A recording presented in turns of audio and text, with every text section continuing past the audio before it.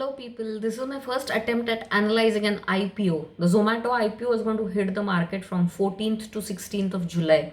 Now, there is a lot of buzz and excitement surrounding this IPO, primarily because it is a first of its kind tech startup to go the IPO way. It will pave way for other startups, other startups in India like Paytm and Ola, who are going to come up with their own IPOs in the near future. Now, should you invest in Zomato? Are you going to apply in the IPO? What are the factors that need to be looked into before we decide on taking the plunge, before we decide on putting our hard earned money in a new company? The first and the foremost is to decide on the time frame. Are you going to invest in this company for short term gains or for long term returns?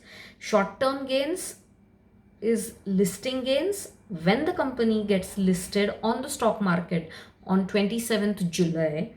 If the company is listed at a price higher than the offer price, the shares are offered in IPO in a price band of 74 to 76 rupees per share. Now, at the time of listing on 27th July, if the shares are priced at a higher price than 76 rupees, that are the gains, that are immediate gains that the allotted shareholders will get. Are you looking to cash in on those gains, or do you have a long term view, long term outlook for a company like Zomato? Before deciding on investing in an IPO, time frame is an important factor to be considered. One more factor that needs to be considered is the people in the company. What is the background of the promoters? Who started the company? Who are the people behind this company? As far as Zomato is concerned, it was started by Dipinder Goyal. Dipinder Goyal is an IIT Delhi graduate. He used to work for Bain and Company in New Delhi. Now, while he was working there, he noticed that many of his colleagues who were probably from outside Delhi used to order a lot of food from nearby restaurants, and their menu cards were always in high demand. Noticing this trend in his own office gave Dipinder Goyal the idea to start his own food delivery service. He quit his job. He was so sure about the idea that he quit his job and he started his own food delivery service by the name Foodie Bay in 2008. Now, this Foodie Bay was renamed Zomato in 2010. Roughly, this gives us an idea who the promoters of the company are. The next point is what are the strengths of the company? What is the strength of the industry in which the company is operational? Now, as far as strengths are concerned, Zomato is the most downloaded food delivery app in our country. It has been the case for the last 3 years. As far as the customer base of Zomato is concerned, it has a huge customer base of roughly 3 crore customers per month. These are the figures for the complete last year, for the year ended 2021, for the financial year 2021. That is a huge customer base they have. They have partnered with nearly 3,90,000 restaurants across India. They have presence in more than 525 large and small cities in the country, and they are operational in 23 countries across the world. Now, for a company which was started 10 years ago, this is no mean achievement. This huge network, the business is spread over a large network, and this in itself is the strength of Zomato. As far as the industry is concerned, we know food is one of the basic necessities, and ordering from food from outside has never been easier before the launch of apps like Zomato and Swiggy, right? More and more people are ordering food from outside, and maybe due to COVID and people staying away from their homes, have to like take the services of these food delivering apps. As far as competition is concerned, it has the one of the nearest rivals of Zomato is Swiggy, right? Plus, there are food delivery services of individual restaurants. All of us know that Domino's and Pizza Huts and many more restaurants have their own delivery systems in place. Yeah, 30 minute, yeah, sab kuch free. You remember that ad from Domino's, right? I can tell you from my own personal experience. If you order from the restaurant directly instead of ordering from the intermediary like Zomato and Swiggy, now this is my own my personal experience. It can differ in your case. I have noticed that many a times the delivery charges that the restaurant charges is way less than what Zomato and Swiggy charges. So this can be a disadvantage to such delivery services. One thing I want to bring to your notice is Zomato has heavily invested in technology. It gives its restaurant partners a fully automated order management system, whereby the incoming orders, the order preparations, the order delivery, handing over to the delivery partner, the invoice generation, the credit received against the invoice, all happens through the automated system which is put in place by Zomato. A similar system is available for the delivery partners, and all of us know we have it with our apps. The customers also have a system in place where they can track their order, where they can give any special instructions over a phone call or by way of messaging, and the order delivery is updated real time. So they have heavily invested in technology, which is the backbone of their service. The next thing that we should look at is the financials of the company. Is the company profitable? What has been the investment patterns in the company? Now, here is where Zomato lags behind. Zomato has been a loss making startup till date. uh, let me clarify one thing. Before an IPO hits the market, the company has to take proper permissions from the market regulator SEBI, the Securities and Exchange Board of India. Now, as per the issue capital and disclosure requirements, issue capital and disclosure requirements, any company who is a profit making company can only come out with an IPO. I just told you Zomato is a loss making company. How come it is allowed to come with an IPO then? As per SEBI rules, a company has to make a profit of at least 15 crores every year in last 3 out of 5 years before the IPO hits the market. Zomato has been loss making ever since its inception. How come it is allowed to come out with an IPO?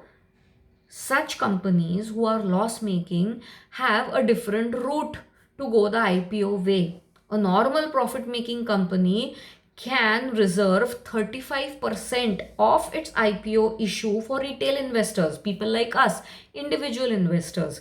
They can have up to 35%, they can apply up to 35% of the total IPO issue. But for a loss making company, as per SEBI guidelines, the company cannot reserve more than 10% of its total IPO issue for retail investors. For people like us, individual investors cannot apply to more than 10% of the total issue price. Why is this the case? This is basically to safeguard the interest of retail investors. These are the guidelines laid down by SEBI. That is the reason why Zomato is offering only 10% of its total IPO issue to retail investors. Okay. Now, the next point that needs to be looked into are is there any disadvantage? Is there any risk involved? Now, let me tell you one thing. Now, this is what I personally feel. Zomato is an intermediary. It is an intermediary between a restaurant from where we order food and the customer who orders the food. Now, the quality of the food, the quality of the service, and the experience that the customer has is not directly in the hands of Zomato. There are three people involved: the restaurant partner, the delivery channel partner, and the customer.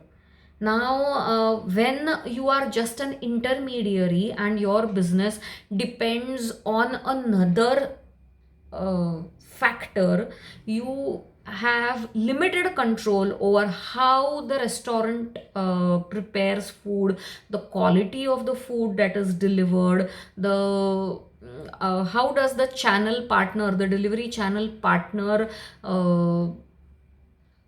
make the food available at the customer's end. Many a times we see videos on social media where food is tampered with and the food boxes are tampered with. Yeah, many such videos surface on social media time and again, and this can be a risky factor to an intermediary like Zomato. Now, if you see the whole of last year during the pandemic, when most of the restaurants were closed, and at the beginning of the pandemic, when we were in a strict lockdown, the business of an intermediary like Zomato suffered a lot. Why? Because people were unsure, people were scared of what kind of disease it was, and whether to order from outside. The restaurants itself were closed, and whether to order food from outside was a major question mark in all of our minds. Many of us refrained from doing that. Many of us still refrain from doing that after the first wave and the second wave. And it is better to be safe than sorry, is what comes to our mind in most of the cases, right? So these factors, which are not in the hands of an intermediary like Zomato, can pose a risk to its business. Secondly, what I want to say is Zomato is available, say, on Play Store or an iPhone store, and it is dependent on those platforms to reach customers, right?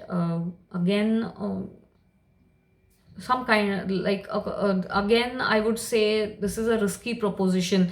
Few days back, if you have heard the news, where Google, who runs the Play Store platform, exorbitantly increased their commissions, and that is when the Paytm founder came up with a letter to our ministers, to our government, saying that India should have its own platform, app store, or a platform where applications can be registered and people can download them on their Android or Apple phones. Now, if such a thing happens, it creates a huge risk on the profits. It will reduce the profits of a company like Zomato significantly. One more thing that I want to bring to your notice is Zomato is loss making. They have heavily invested in technology.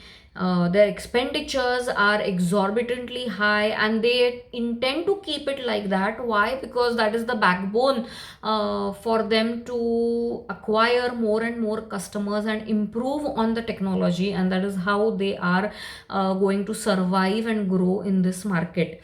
Now, if you see at the foreign peers, the foreign such food delivery apps like DoorDash, yeah, none of these apps are in the green as yet. All of them have been loss making concerns right from their inception.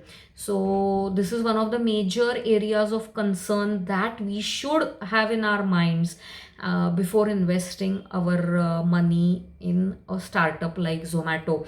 Again, I would say there is a lot of sentimental value involved in this IPO, and one point that favors a company like Zomato is the food consumption pattern in a country like India. Now, food consumption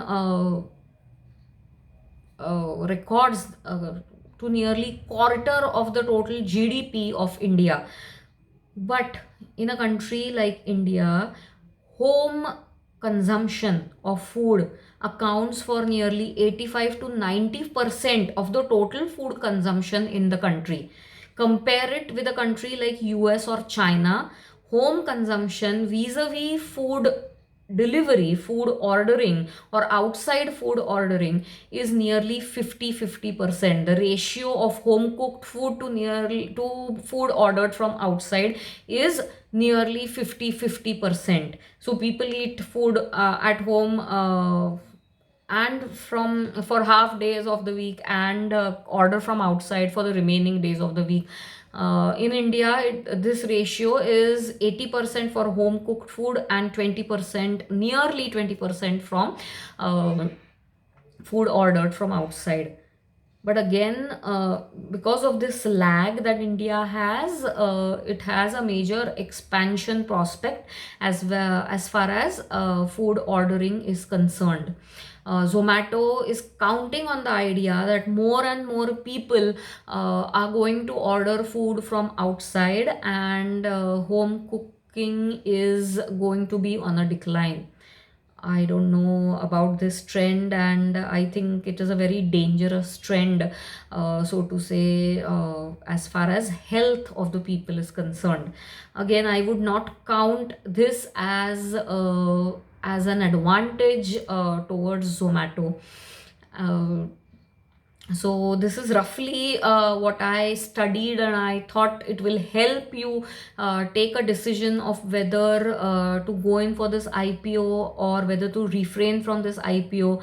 And taking an informed decision is always a better idea rather than investing blindly in any company. I hope I have helped you doing that, and happy investing.